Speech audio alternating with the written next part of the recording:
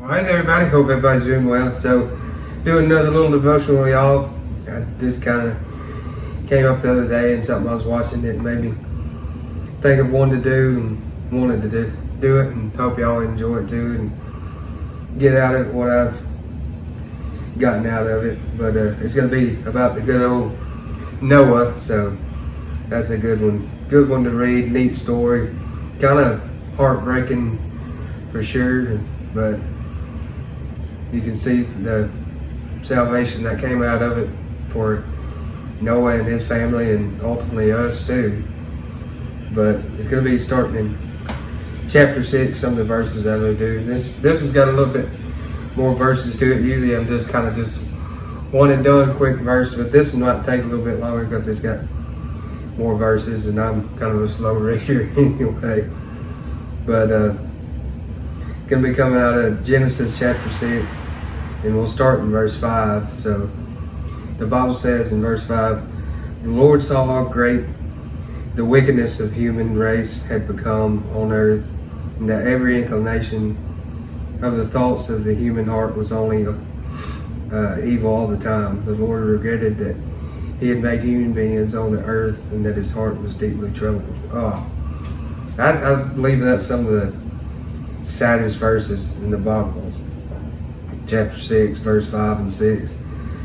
You see how wicked that you can become and people become when they're not focused on God. And see how God it just regretted and had hurt in his heart. And I can't imagine. And we see how much evil is today and how people act through the news, and you're just like, how could you do that? It's just sad. But then every inclination, there was probably quite a few people in the world by this time, and everyone except for 8 people are going to be saved because in their heart they weren't doing what they were supposed to, and just everything was evil. So it's just sad. But we can see in verse 9 though that Noah was a righteous man, blameless among the people of his time, and he walked faithfully with God. So you had Noah there, and then his family, so his 3 sons and their wives and his wife. So you had 8 people there.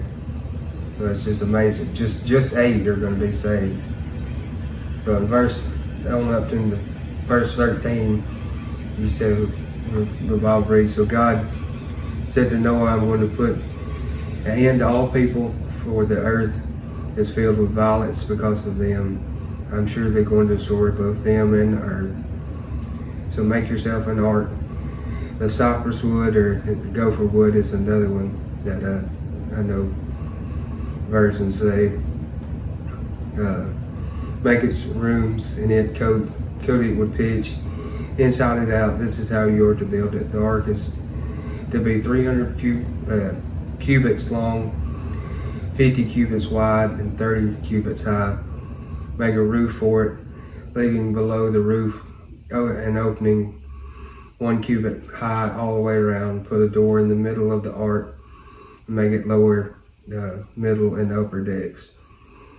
So you see, he had a plan for him out there of what to build because of the flood that was going to be coming. And we can skip on over to verse 22. It says Noah did everything just as God commanded. So he did it. God said it, and he did it. Think if he wouldn't have done what he said, he'd been jeopardizing not only his salvation from what was coming, but his whole family's salvation. So God said to do it this way, and he just did it. So how is it that for us in our life as well, God tells us what to do and gives us the game plan in here of what to do, and will we choose to do it or not? And that's choice is up to you. He's not forcing you to love him or forcing you to do it, God. He gives you that choice. We are given free will. If you wasn't given the free will, it'd be a bunch of robots running around and just doing under a dictator. But he gives you that freedom and love to do the free will that he gives you. So that was my question to myself. Will you do it, John? And then question to y'all, will you do what he says? To hearing what he says in here and repenting from our ways and confessing that he is Lord of your life, and then submitting to him in baptism and dying to our old life, raising again to a new life, and then just living that life for him. So will you do it? That's the question, because salvation lies on it. Noah did it. Noah did everything, and we are to do everything too. So thank y'all. This was a little bit longer one. I hope y'all enjoyed it, and hope y'all get out of it what I got out of it too. So I love y'all, and y'all like, share, and subscribe if you want to. If you haven't already, when you do, you're welcome on into the Head to Tail family. We'll love you and welcome you in. So thank y'all again, and I'll catch y'all on the next one.